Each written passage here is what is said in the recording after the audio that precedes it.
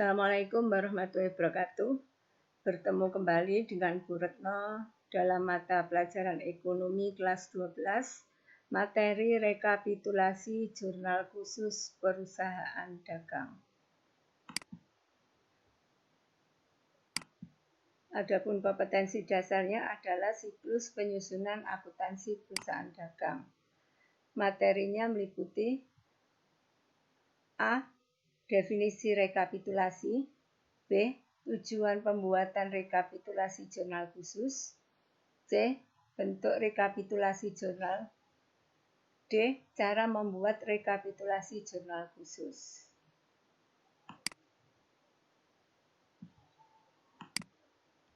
A. Definisi rekapitulasi. Secara umum, rekapitulasi adalah ringkasan, ikhtisar pada akhir laporan atau akhir hitungan. Dalam dunia akuntansi sendiri, rekapitulasi adalah penjumlahan secara keseluruhan pada masing-masing kolom debit dan kredit dari jurnal transaksi yang telah dibuat sebelumnya. Dengan melakukan rekapitulasi, dapat menghindari kesalahan dalam proses posting dari jurnal ke buku besar, yang kemudian mempermudah proses tahapan dalam siklus akuntansi selanjutnya. B. Tujuan pembuatan rekapitulasi jurnal khusus meliputi 1. Mempermudah pemindah bukuan dari jurnal khusus ke dalam buku besar. 2.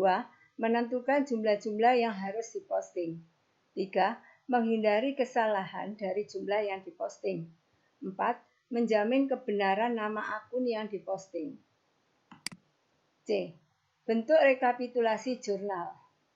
Rekapitulasi jurnal, bentuk kolomnya seperti berikut ini. Kolom debit terdiri dari nomor akun dan jumlah, kolom kredit terdiri dari nomor akun dan jumlah, dan masing-masing di total. Jumlahnya antara debit dan kredit harus sama. Keterangan, nomor akun untuk mencatat nomor akun perkiraan baik yang di debit atau di kredit. Nomor akun diambil dari kode akun yang ada di buku besar. 2. Jumlah. Untuk mencatat jumlah uang untuk tiap-tiap akun baik debit maupun kredit. Total untuk mencatat penjumlahan uang dari semua akun debit maupun kredit yang kedua-duanya jumlahnya harus sama. Jenis dan format rekapitulasi jurnal. Anda harus membuat penjumlahan untuk kedua jenis jurnal, baik jurnal umum maupun jurnal khusus. Namun, pada prakteknya, di perusahaan, proses penjumlahan ini sering dilakukan hanya untuk jurnal khusus, yang terbagi menjadi 5 jenis, yaitu jurnal pembelian, pencatatan semua transaksi pembelian barang dan jasa secara kredit, jurnal penjualan, pencatatan semua transaksi penjualan secara kredit, jurnal pengeluaran kas, pencatatan semua transaksi yang berhubungan dengan pengeluaran atau pembayaran dengan uang kas, seperti pembelian secara tunai, pembayaran beban, pelunasan utang, pengambilan uang tunai untuk pribadi. Jurnal penerimaan kas, pencatatan semua transaksi yang berhubungan dengan penerimaan uang dan berdampak pada pertambahan kas, seperti penyetoran langsung ke rekening perusahaan. Jurnal memorial, pencatatan transaksi yang tidak termasuk ke dalam 4 jenis lainnya seperti retur pembelian dan penjualan, transaksi internal, dan sebagainya. Untuk melakukan rekapitulasi jurnal, Anda harus menyiapkan jurnal umum dan jurnal khusus yang sudah diberi nomor akun. Kemudian, buat tabel sesuai dengan formatnya dan urutkan transaksi jurnal dari nomor akun teratas. Selanjutnya, catat nomor akun dan buku besar Selanjutnya, catat nomor akun dan buku besar transaksinya lalu jumlahkan di akhir tabel.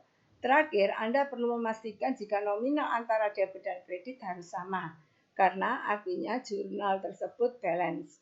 Jika jumlah debit dan kredit berbeda, Anda harus mengulang proses rekapitulasi dari awal.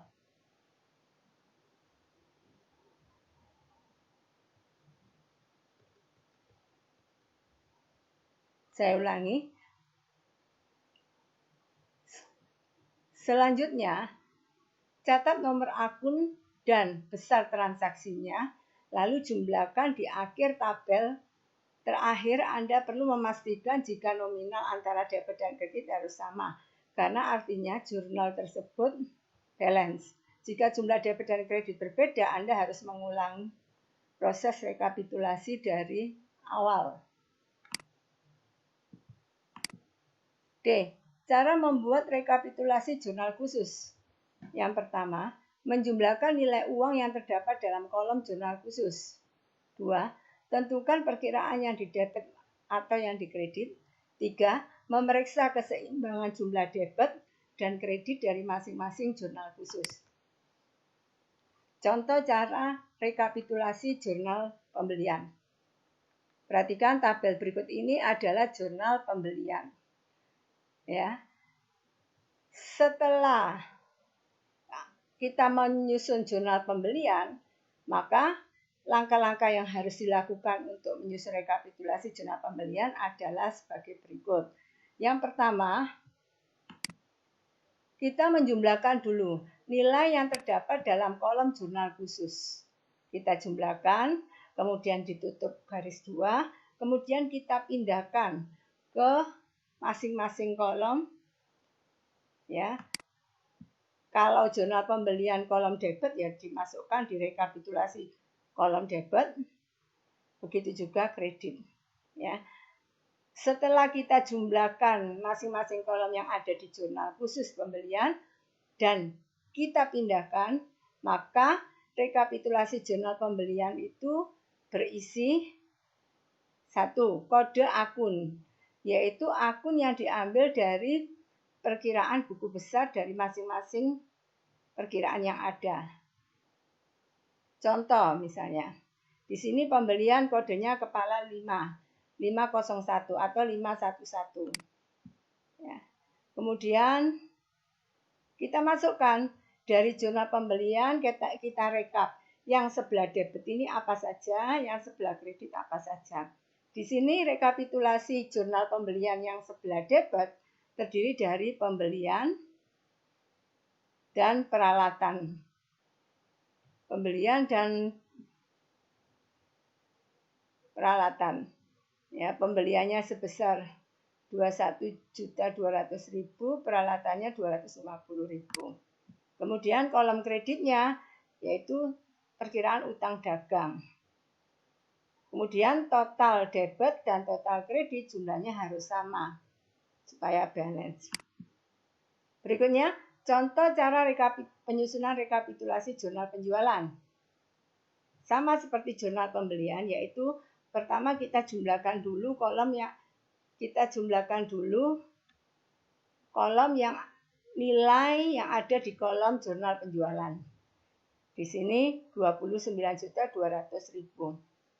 Piutang debit, penjualan kredit. Setelah kita jumlah, kita tutup garis 2. Di bawahnya ini kita beri kode perkiraan piutang dagang itu 102 dan 401 atau 112 dan 412. Tulis di sini piutang dagang, debit dan penjualan kredit. Total debit dan kredit harus sama. Berikutnya, contoh cara penyusunan rekapitulasi jurnal penerimaan kas. Di sini sama dengan yang tadi, setelah kita menjumlahkan masing-masing kolom yang ada di jurnal penerimaan kas, maka kita beri kode akun di bawah jumlah ini sesuai kode akun buku besarnya. Setelah itu kita pindahkan ke rekapitulasi jurnal penerimaan kas. Kolom debit dimasukkan debit semua, kolom kredit dimasukkan kredit semua. Dan jumlah debit dan kredit harus sama.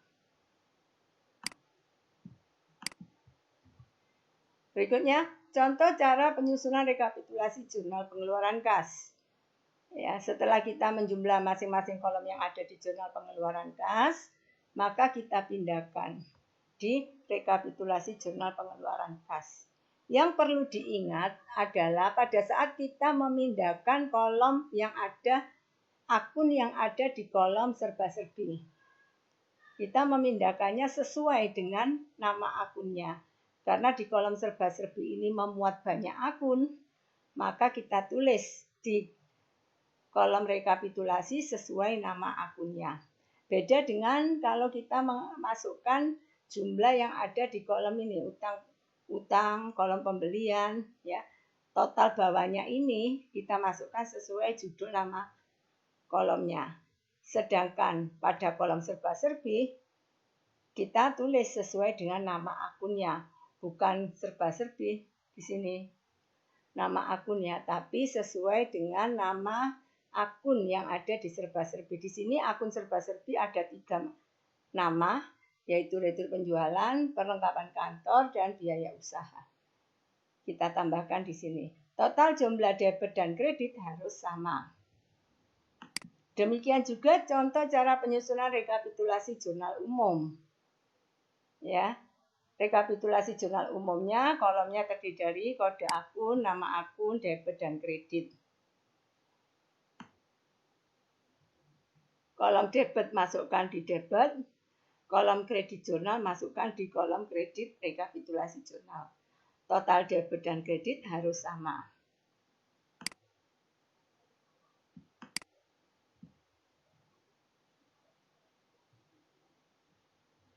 Kemudian untuk lebih memahami materi yang saya jelaskan tadi, mari kita coba untuk mengerjakan uji kompetensi rekapitulasi jurnal khusus.